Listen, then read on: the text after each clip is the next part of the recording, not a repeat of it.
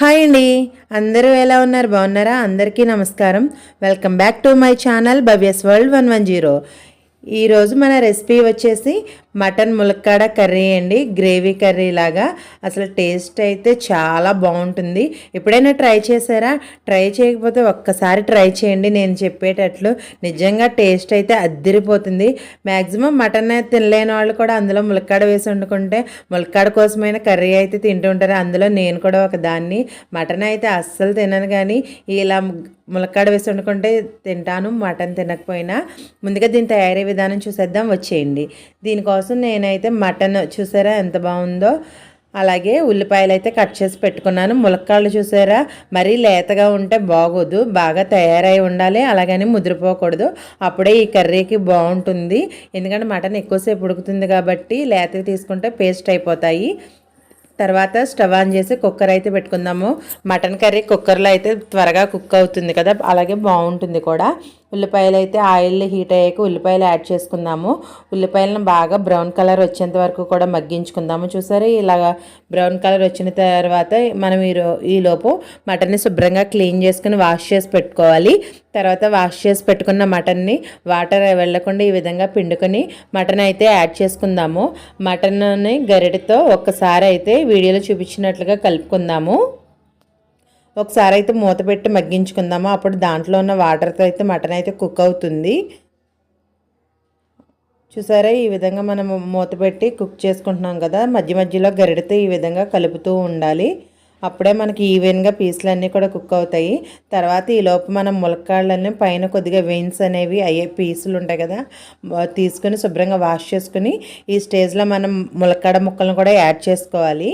ఈ విధంగా మటను ములక్కాడ ముక్కల్ని యాడ్ చేసిన తర్వాత గరిటెతో ఒక్కసారి పైకి కిందకి కలుపుకోవాలి. తర్వాత మూత పెట్టి అయితే మగ్గించుకుందాము.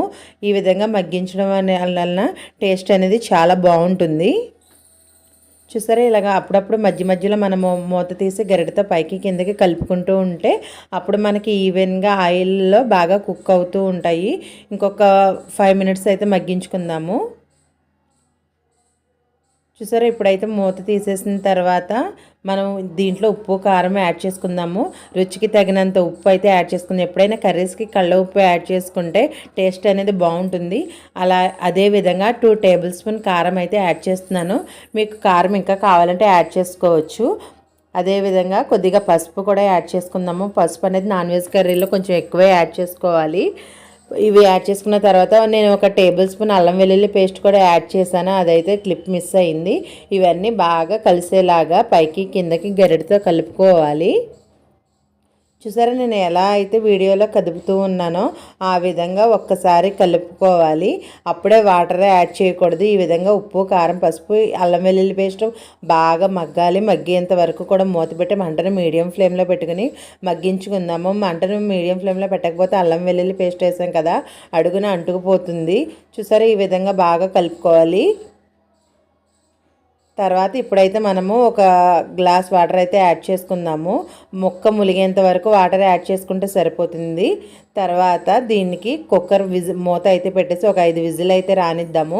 విజిల్ వచ్చేంత వరకు కూడా మనం మసాలా అయితే ప్రిపేర్ చేసుకుందాము. ఎప్పుడైనా నాన్ వెజ్ కర్రీస్కి అప్పటికప్పుడు ఆడుకున్న మసాలా అయితే చాలా బాగుంటుంది. నేను కొద్దిగా ధనియాలు జీలకర్ర గసగసాలు లవంగా కొద్దిగా దాల్చిన చెక్క తీసుకుని ముందుగా వాటిని ఫైన్ పౌడర్లా చేసి తర్వాత అల్లం వెల్లుల్లి అయితే వేసుకుని మెత్తగా మిక్సీ అయితే పట్టుకుంటున్నాను. ఈ విధంగా ముందు పొడులు ఆడేసిన తర్వాత అల్లం వెల్లుల్లి యాడ్ చేస్తే మసాలా అనేది బాగా మెత్తగా ఆడుతుంది. తర్వాత కుక్కర్ విజిల్ చల్లారిన తర్వాత మనము సరిపడినంత మసాలా అయితే ఇందులో యాడ్ చేసుకుని గరిటెతో కాకుండా ఈ విధంగా కలుపుకుంటూ ఉండాలి. గరిటెతో కలిపామంటే ములక్కాడ ముక్కలు అనేవి విరిగిపోతాయి. ఈ విధంగా మసాలా అంతా కలిసిన తర్వాత మళ్ళీ ఒకసారి విజిల్ పెట్టి 2 విజిల్స్ అయితే రానిద్దాము. మసాలా వేసిన తర్వాత 2 విజిల్స్ పెట్టామంటే మనకు మటన్ అనేది పర్ఫెక్ట్గా కుక్ అవుతుంది. తర్వాత చూసారా విజిల్స్ వచ్చిన తర్వాత మనకి ఈ స్టేజ్లో ఉంటుంది. ఇప్పుడు మనకి ఈ స్టేజ్లో సాల్ట్ సరిపోకపోతే కొద్దిగా యాడ్ చేసుకోవచ్చు, సరిపోయిందంటే ఇంకా అవసరం లేదు. తర్వాత కొద్దిగా కొత్తిమీర కూడా యాడ్ చేశాను. మధ్య మధ్యలో ఈ విధంగా కలుపుకుంటూ ఉండాలి. గరిటెతో కలిపామంటే ములక్కాడ విరిగిపోతుంది.